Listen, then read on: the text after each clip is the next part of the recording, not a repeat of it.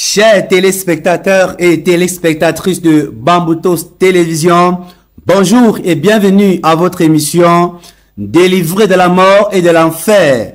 Mesdames et messieurs, bienvenue à votre mois d'octobre, le 10e mois de votre année de grâce, de bénédiction et de faveur qui s'achève comme ça, qui court déjà comme ça, presque comme ça à sa fin. 2 mois juste et on ne parlera plus comme ça de l'année 2024, on parlera d'elle au passé. Mesdames et messieurs, la Bible déclare que la fin d'une chose vaut mieux que son commencement. Si la fin d'une chose vaut mieux que son commencement, bien-aimé dans le Seigneur, cela veut dire que le 10e mois, le 11e mois et le 12e mois enfin nous donnera que du bonheur, que de la grâce et la faveur de Dieu. Ce matin, je salue comme ça tous les fidèles auditeurs, tous les fidèles téléspectateurs et téléspectatrices de ces merveilleuses chaînes de Bamboutos Télévision.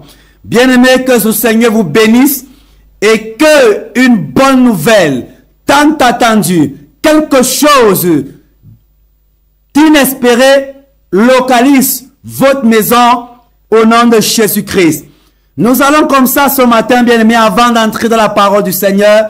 Je suis derrière ce micro de présentation, votre humble serviteur, le révérend pasteur Guy Macial, l'ange envoyé pour te bénir ce matin. Bien-aimé le Seigneur, en vous invitant comme ça à venir prendre part, bien-aimé, tous les mercredis, vendredis et dimanches à la CBC cathédrale de la foi, entrée de la ville de Bafoussam qui est située entre Avenue Tindé et la fondation Fofi. Les numéros sont au bas de votre petit écran. Vous pouvez appeler, envoyer vos SMS et afin de nous faire parvenir vos différents sujets de prière et le Dieu Tout-Puissant interviendra. Il exaucera comme ça vos prières.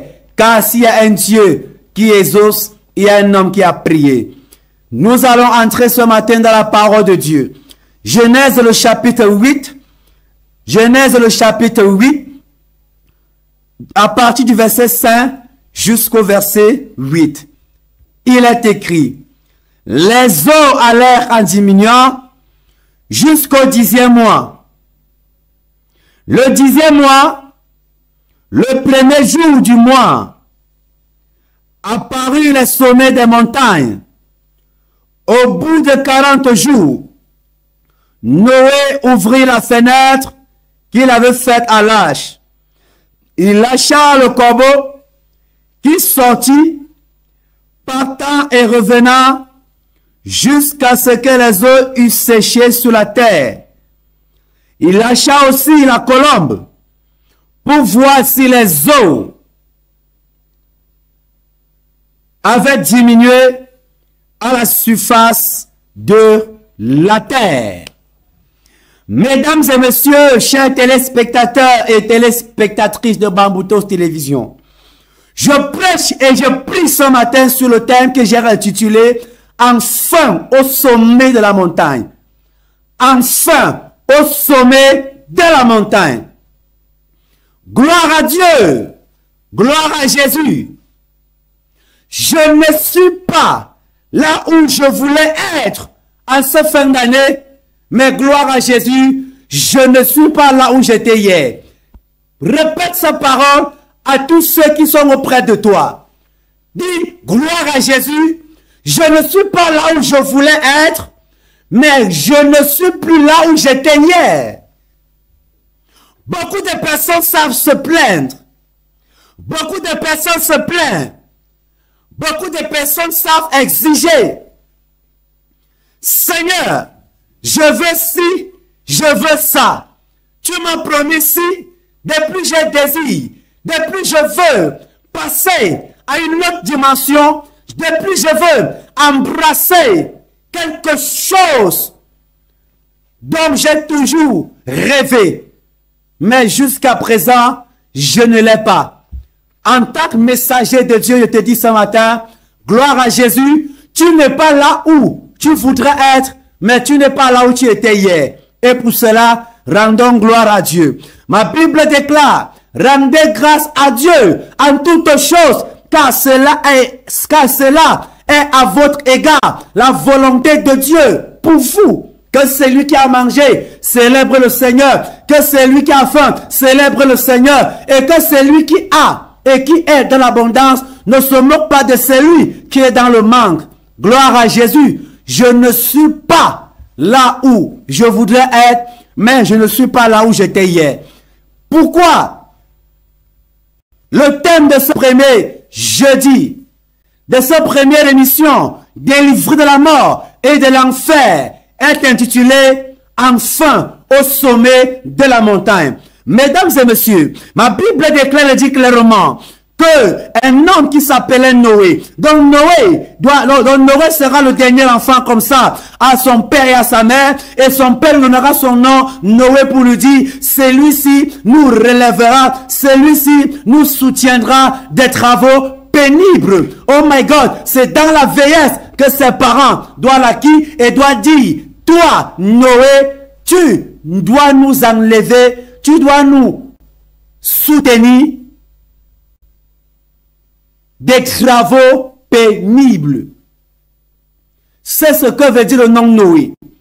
Noé était cet homme qui avait compris que la révélation, que la voix de Dieu, lorsqu'on écoute et obéit à sa voix, ce n'est pas pour quelqu'un d'autre, mais c'est pour toi et pour ta petite famille que tu as fondé sur la terre des vivants.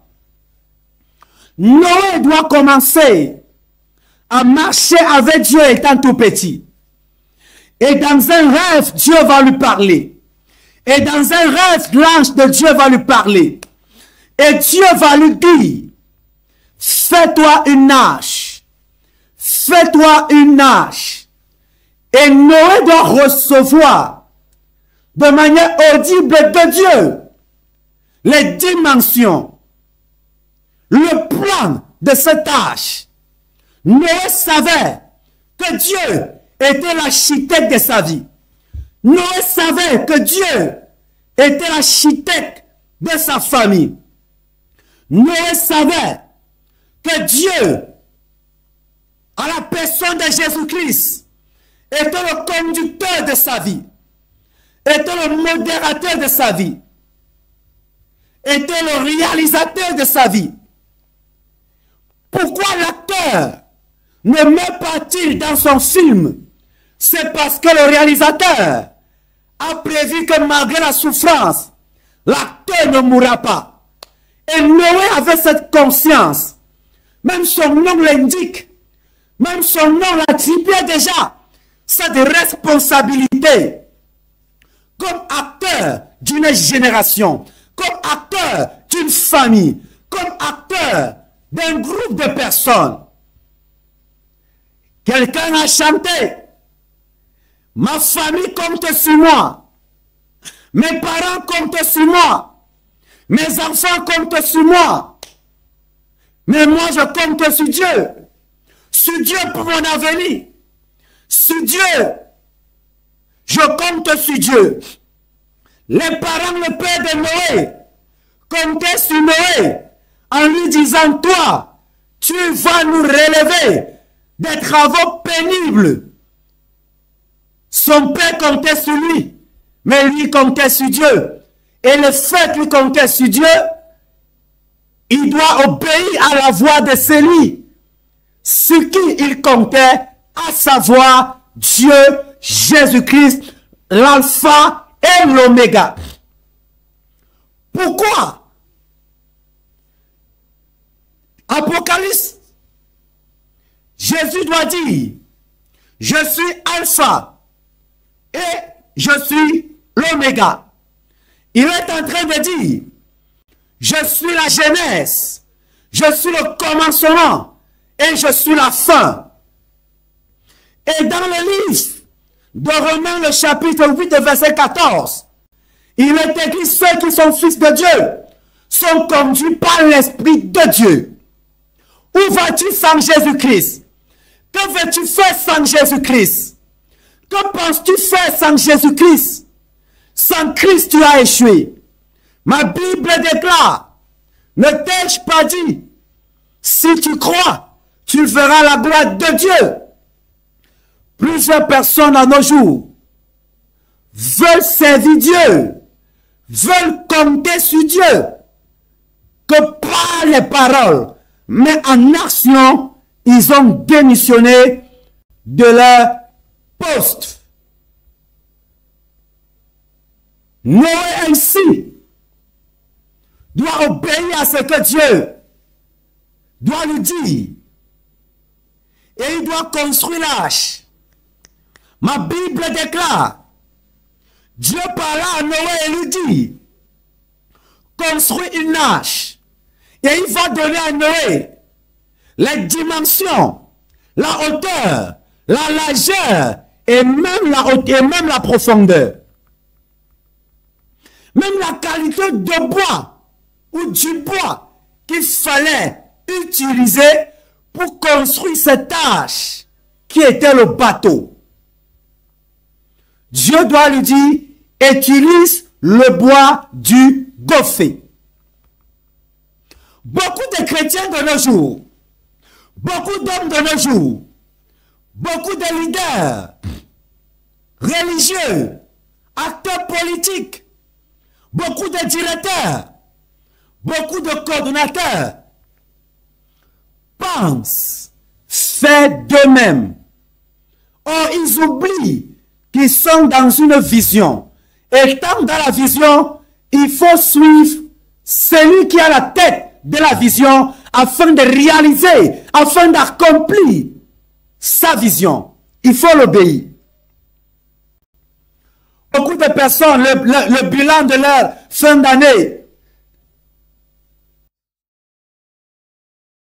ou bien caractérisé par les déceptions, les échecs. Je me suis marié, ça n'a pas marché. J'ai travaillé, on ne m'a pas payé. J'ai reçu l'argent, je n'ai rien fait avec l'argent. Tout ce que je fais ne réussit pas. Quel est le modèle?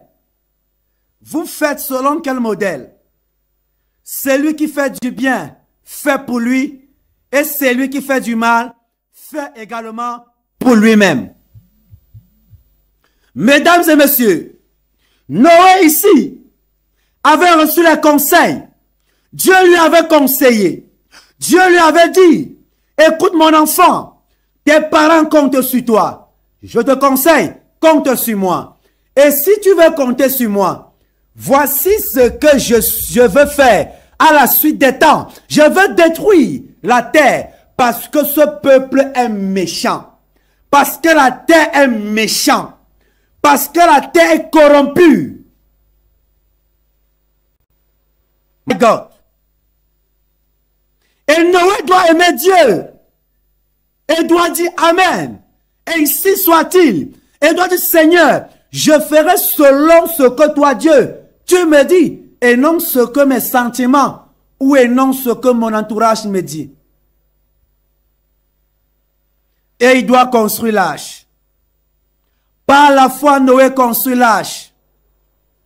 Par la foi, Noé obéit à la voix qui lui parlait. Par la foi, Noé obéit et fait selon le modèle, selon ce qu'il avait vu dans les rêves, dans la vision. Dieu te parle dans tes rêves. Tu refuses de comprendre. Dieu te réprimande. Tu refuses de comprendre. Dieu te conduit. Tu refuses d'obéir. Tout ce que tu trouves à faire est de te plaindre et d'accuser les hommes.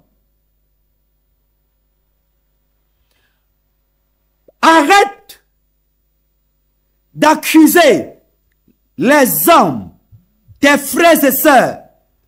Arrête de coller tes fautes, tes échecs sur les gens.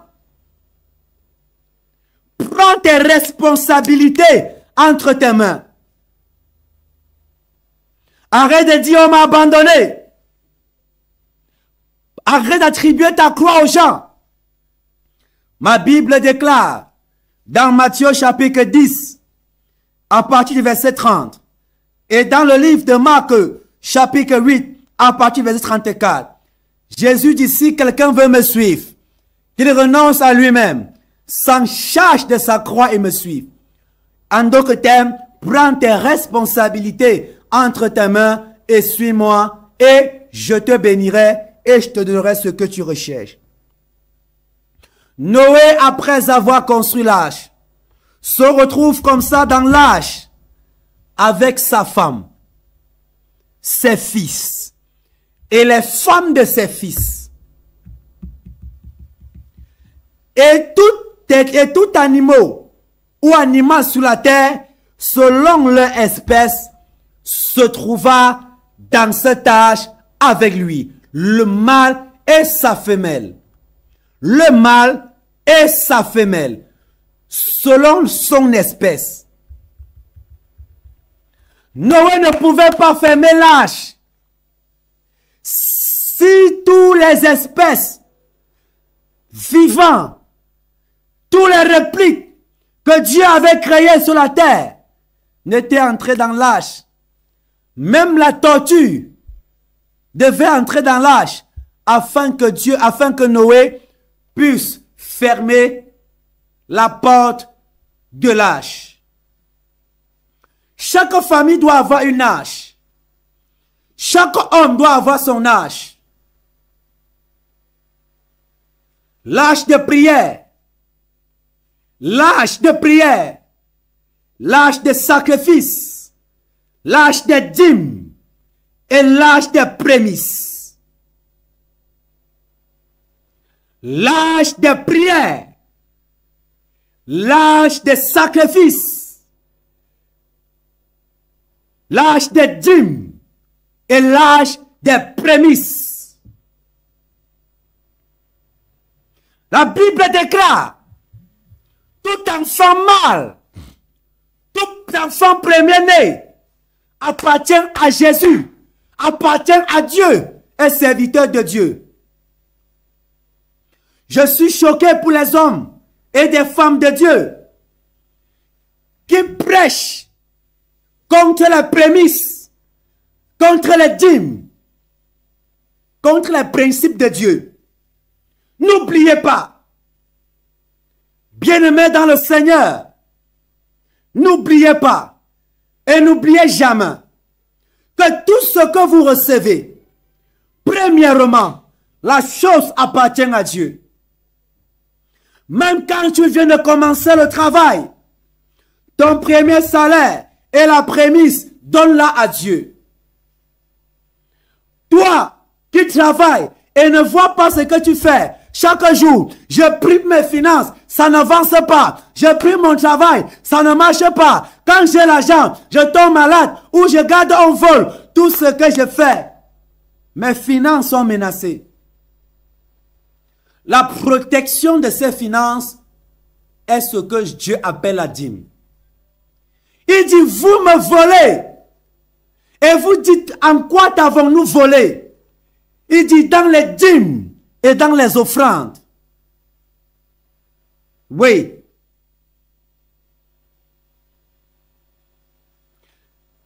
Si tu ne donnes pas à Dieu, si Dieu n'est pas la priorité, si Dieu n'est pas prioritaire dans ta vie, tu n'arriveras pas au sommet de la montagne.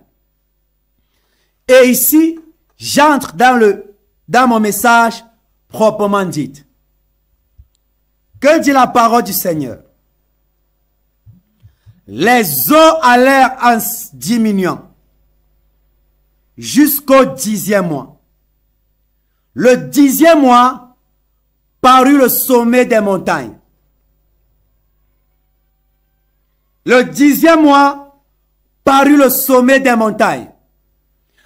L'eau avait inondé toute la terre. Il y avait une catastrophe sur la terre. Au Cameroun, nous observons le Grand Nord. On parle de 6 départements qui ont été envahis et détruits par les eaux. Les écoles primaires, plus d'une dizaine. On parle de 17 écoles primaires détruites. Les hôpitaux détruits. Les écoles détruites. Les maisons détruites. Les bétails détruits. Catastrophe. On parle là, ici à l'ouest même, du côté de Tchang, Santou, Abetou, détruit. Catastrophe. Tout est rasé, tout est détruit. Qu'est-ce qui se passe? Et ma Bible déclare, l'eau, par le déluge, Dieu a fait pleuvoir sur la terre et a détruit la terre. Pourquoi? Parce qu'il y avait une méchanceté. Parce que le peuple était rebelle. Parce que Dieu avait placé dans les plans les limites à ne pas franchir. Même dans la sorcellerie, il y a les lois à ne pas franchir. Même en Jésus-Christ, il y a les lois à ne pas franchir. Beaucoup de personnes pensent que toute chose est la volonté de Dieu. Elle n'est pas la volonté de Dieu. Au temps de Noé, il y avait une arche. Il y avait une arche qui avait été construite. Quiconque entrait dans l'arche était sauvé. Et quiconque n'entrait pas dans l'arche, périssait par les eaux, était détruit par ces eaux. On te parle. Tu trouves qu'on exagère. On te dit cette zone, telle zone est à risque. Elle n'est pas probable. Elle n'est pas possible de construire une maison, d'habiter à cet endroit. Tu dis non. Et pourtant cet endroit me plaît. Ma Bible déclare, Lot, qui était le neveu d'Abraham, se retrouva au pays de Sodome et de Gomorrhe. Et ma Bible déclare, il trouva la plaine qui était beau, avec des belles fleurs. Mais la Bible déclare, cet endroit avait été rejeté par Dieu à cause de la méchanceté qui était faite à cet endroit. Dieu doit envoyer ses messagers, comme le révérend pasteur Guy Martial, pour les dire, oh, allez les dire que je vais détruire cet endroit. Mais lorsque l'ange doit arriver, ma Bible déclare, à cet endroit, il doit trouver un homme appelé Lot. Et ils doivent parler à Lot en l'avertissant à cause d'Abraham, son oncle, serviteur de Dieu, serviteur du Dieu vivant, serviteur du Dieu très haut. Et l'ange doit leur donner des instructions à suivre. L'ange dit, Lot, prends ta femme et tes enfants et sortez sans regarder le derrière. Sortez sans regarder le derrière. Et ma Bible déclare, la femme de Lot doit regarder le derrière. Savez-vous ce qui lui est arrivé? La Bible dit, elle devint une colonne de sel. Et elle resta statuette jusqu'en ce jour. Beaucoup de personnes, le malheur vous arrive. Beaucoup de personnes, vous perdez vos richesses, vos enfants, vos maisons, vos gloires, tout votre dur labeur à cause d'une désobéissance. Dieu te dit, quitte cet endroit. Ne regarde pas le derrière. Qu'est-ce que Dieu parle par là? De regarder le derrière. Celui qui regarde devant lui est sauvé. Mais celui qui regarde le derrière doit mourir. Ma Bible déclare, je lève les yeux vers la montagne, d'où me vient le secours. Le secours me vient de l'Éternel qui a fait les cieux et la terre. Quiconque regarde la vallée doit mourir. Quiconque regarde son passé ne doit pas réussir. Dans le livre d'Ésaïe, la Bible déclare, ne vous souvenez plus des événements passés, de ce qui est ancien, car je suis sur le point de faire quelque chose de nouvel dans votre vie. Bien-aimé, être délivré de la mort et voire même de l'enfer n'est pas seulement la prière ou d'aller à l'église. il s'agit aussi d'observer la parole, d'écouter ceux qui ont la maîtrise, d'écouter ceux qui ont la capacité d'examiner. Et lorsqu'ils nous disent ce qu'il y a lieu de faire, nous n'avions pas le choix que d'obéir à cela. Pourquoi toutes ces catastrophes? Parce que beaucoup de personnes regardent à leur intérêt. Parce que beaucoup de personnes regardent à la beauté, à la gloire perdue. N'est-il pas dit dans un jargon populaire dont vous récitez tous les jours dans les quartiers? Lorsque Dieu ferme une porte, c'est pour ouvrir le portail devant nous. Avant d'agir, as-tu oublié cela? Que dit la parole du Seigneur? La parole de Dieu déclare, au 10e mois, parut le sommet des montagnes. Je suis venu dire à quelqu'un, tu étais noyé, enterré, tu étais voilé par les hôtels familiales, par les voiles, par les démons.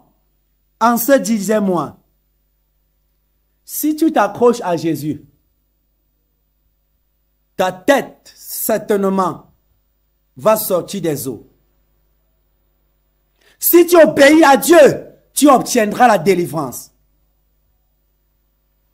Il y a trois dimensions de délivrance que le ciel nous accorde à travers Jésus-Christ le médiateur, à travers Jésus-Christ notre sauveur. La première délivrance que Dieu nous accorde, c'est la miséricorde. Lorsque Dieu voit que les méchants dominent déjà trop sur nous, que la méchanceté nous environne, il utilise les déluges pour détruire ces méchants et nous délivrer de leur pouvoir, de leur domination. Ça, c'est la première dimension de la délivrance que Dieu nous accorde. La deuxième dimension de la délivrance que Dieu nous accorde, c'est la compréhension de la parole de Dieu. Il dit dans Osée 6, « Mon peuple périt faute de connaissance. » Et Jésus doit dire, « Vous connaîtrez la vérité et la vérité vous affranchira. » Lorsque tu es un chrétien, lorsque tu es une créature de Dieu et que tu te poses à l'évangile, tu te poses à la parole de Dieu, ou lorsque tu pars dans la parole de Dieu, tu choisis la partie qui t'est favorable, qui parle bien de toi, tu trouves le verset qui va t'aider à justifier les raisons pour lesquelles tu es encore dans ce péché. Tu trouves le verset qui va te justifier à faire du mal, qui va te justifier à pratiquer l'abomination. Tu dois mourir. Il n'y a rien à faire pour toi. Oh my God. Où est passé le Dieu qui avertit le peuple? Dans le Nouveau Testament, la prophétie n'est plus directoire, mais elle est confirmatoire. Dans l'Ancienne Alliance, la prophétie était directoire, mais dans la Nouvelle Alliance, la prophétie est confirmatoire. Dieu parle. Job 33, à partir du verset 14 au verset 18, ma Bible déclare, Dieu parle tantôt d'une manière et tantôt d'une autre, et l'homme n'y prend point garde. Dieu parle pas des songes, pas des visions. Dieu avertit les hommes. Dieu te dit, ma fille, laisse le mari des gens et je vais donner ta part de mari. Tu dis non. Dieu dit, abandonne le vol. Abandonne la manipulation, la ruse. Tu dis non, je vais mélanger ça. Avec Dieu, cela ne se peut pas. Même si on emprunte une dizaine, elle est impossible. La troisième dimension de la délivrance qu'on obtient de Dieu, c'est ce que toi-même tu es conscient. C'est quand tu te rends compte que tu as un problème et que Dieu est la solution, que tu reçois cette délivrance. Et beaucoup de pasteurs ont ce genre de démons. Beaucoup de pasteurs sont manipulés par ce genre d'esprit méchant. Jésus dit, tu vois la poudre qui est dans l'œil de celui qui est devant toi, mais tu ne vois pas ce qui est dans ton œil. Pasteur, cher leader, cher berger, cher messager de Dieu, si nous ne sommes pas délivrés, nous ne pourrons non plus délivrer. Si nous ne sommes pas affranchis, nous ne pouvons non plus affranchir. Il y a ce que l'apôtre Paul appelle l'examen. Il dit examinez-vous pour voir, pour savoir si vous êtes encore dans le Seigneur, dans les voies du Seigneur. Lorsque tu pars à l'hôpital, c'est parce que tu t'es rendu compte qu'il y a quelque chose qui ne va pas dans ta vie. Même lorsque tu vas à l'hôpital, tu fais d'abord un examen. Ce qui est négatif est négligé. Et ce qui est positif, détecté positif, on te prescrit un médicament correspondant au mal ou à la maladie qui te menace. Chers téléspectateurs, en ce 10e mois, si tu veux paru, si tu veux dire enfin, j'arrive au sommet des montagnes, commence par prendre conscience de ce qui n'a pas marché hier.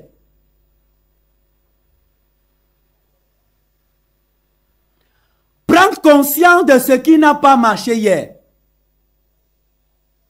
Vous devez savoir que l'erreur est humaine, mais persévérer dans l'erreur, elle est diabolique.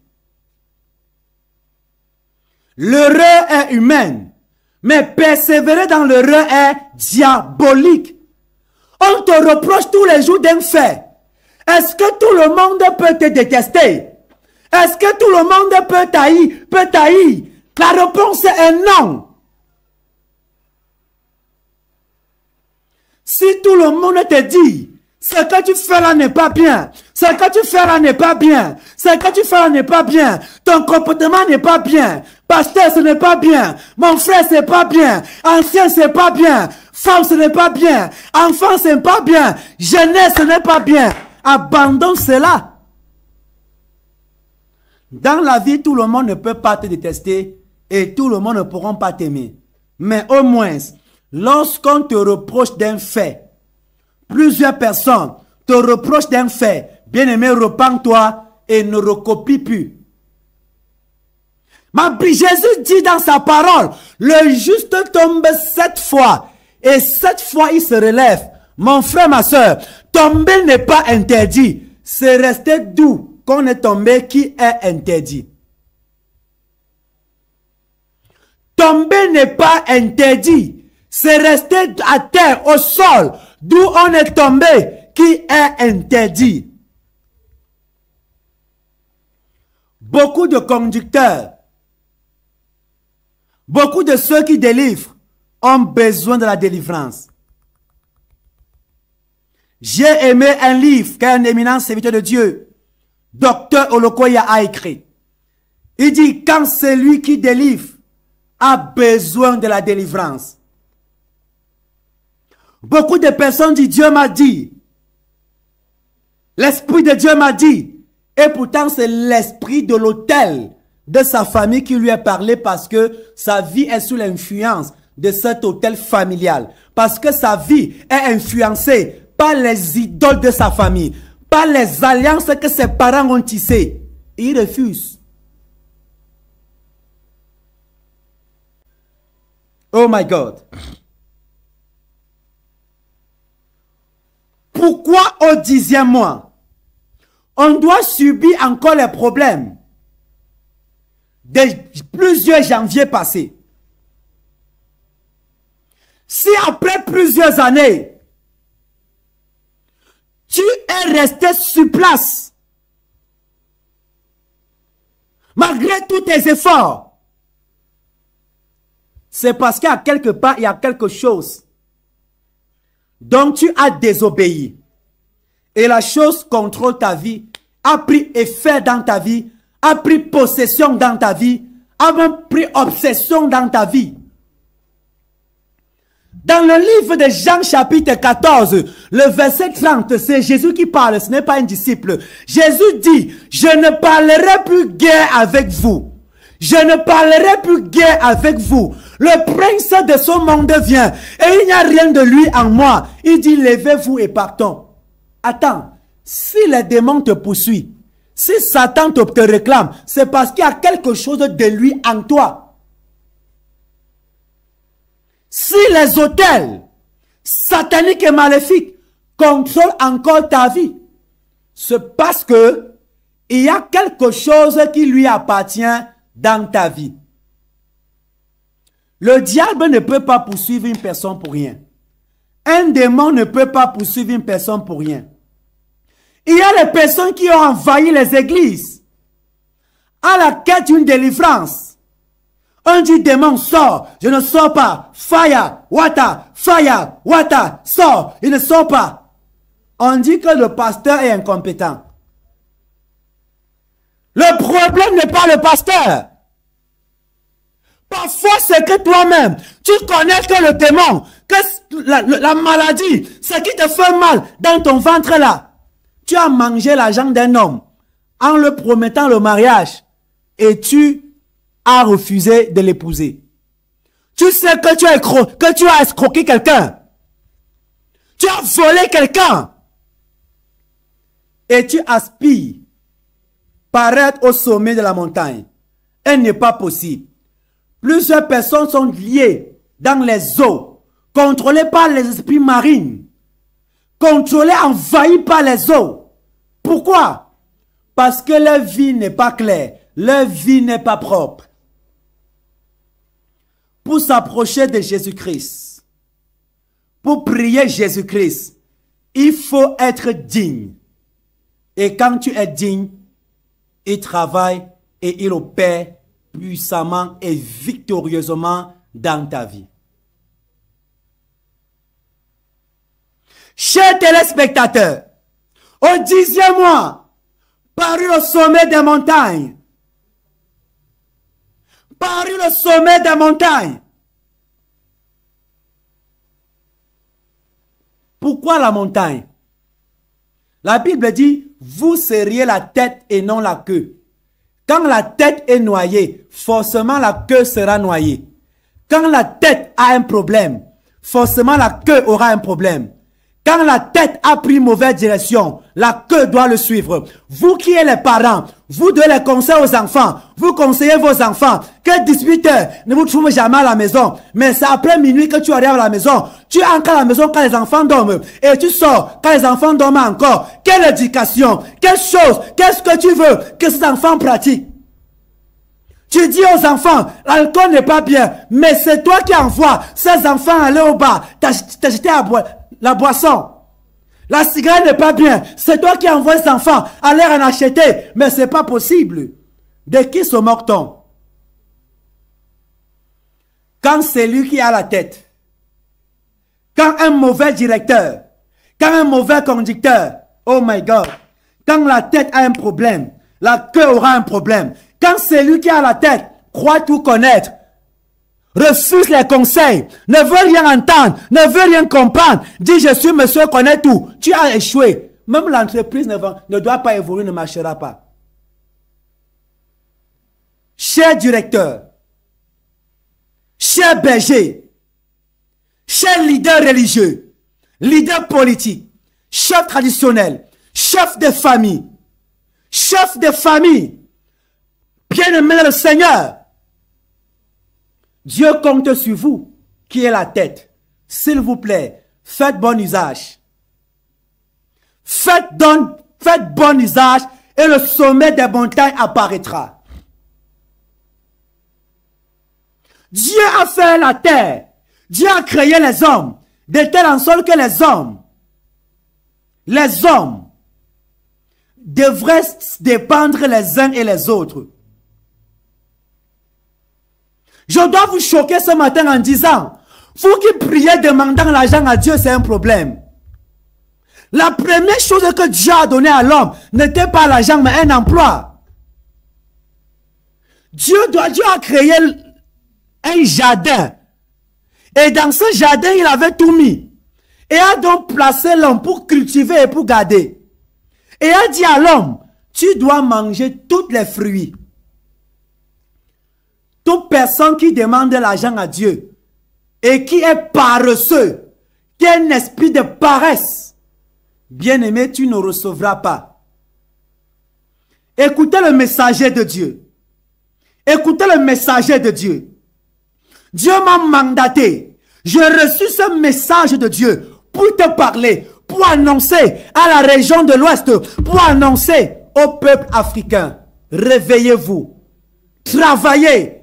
Soyez des bosseurs. Travaillez. Aimez le travail. Car la première fonction, la première bénédiction que Dieu a donnée à l'homme s'appelait le travail. Beaucoup de personnes refusent le travail. Et même le Dieu que tu pries, il est écrit, Dieu a travaillé 6 jours. Il se reposait le 7e jour. Un seul jour, Dieu se reposait. Mais il a travaillé 6 jours. Noé était un modèle. Noé a servi Dieu. Noé était le ressemblant. Noé était le représentant. Noé était Dieu en miniature.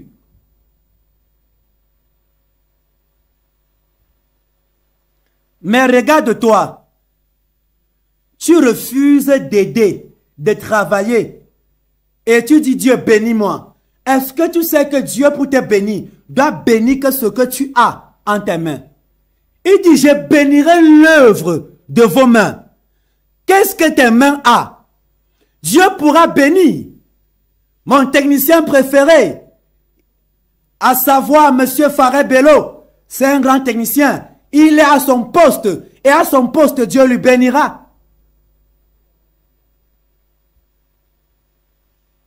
Dieu ne peut pas te bénir quand tu n'as pas. Dieu ne peut pas multiplier quand tu n'as pas. Jésus pose la question. Qu'avez-vous? Quelqu'un répond, Seigneur, il y a un enfant qui a un pain et 2 poissons.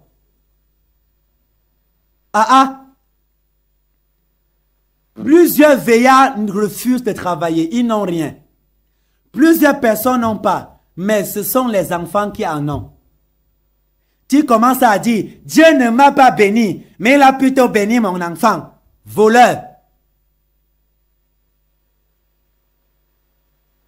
Même Jésus a dit, la foi sans les œuvres est une foi morte.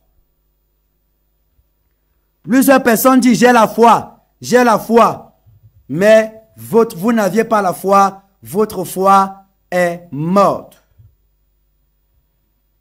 Elle est morte. Chers téléspectateurs et téléspectatrices de Bamoutos Télévision, écoutez le messager de Dieu vous parler. Écoutez le fils du prophète. Écoutez le fils du prophète. En ce 10e mois, en ce fin d'année, vous deviez prendre conscience de ce qui n'a pas marché. Vous devez prendre conscience de ce qui n'a pas tourné rond dans votre vie et vous verrez ce que Jésus-Christ fera dans votre vie. Je prie pour toi ce matin au nom de Jésus. Qu'en ce 10e mois, que tout esprit des eaux, tout esprit de la queue, tout esprit de servitude, de la stagnation et du rejet, tout esprit qui avait accablé ta vie, pendant que tu prends conscience ce matin, pendant que tu comptes sur Dieu et sur Dieu ce matin, que ce Dieu parle en ta faveur, que ta tête parut, que tu parus au sommet des montagnes, que tu arrives enfin, que tu sortes de ce tunnel, que tu sortes de ce tunnel, que tu sortes de ce tunnel, et que le Dieu Tout-Puissant te bénisse et parle puissamment en ta faveur. J'ai été pour vous servir. Derrière ce micro de présentation, votre humble serviteur, le révérend pasteur Guy Martial. Bien-aimé dans le Seigneur, le thème de ce jour a été intitulé « Enfin au sommet de la montagne ». Tiré du livre de la Genèse, Genèse chapitre 8, du verset 5 au verset 8.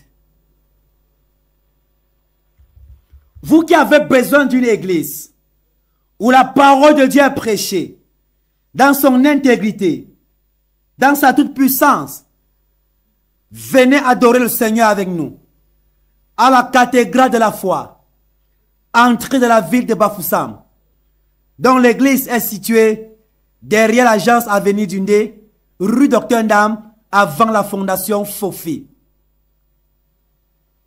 Mesdames et messieurs, le temps qui m'était imparti arrivé à son thème. Rendez-vous tous les jeudis sur les antennes de Bamboutos Télévision de 9h30 à 10h30. Que le Seigneur vous bénisse.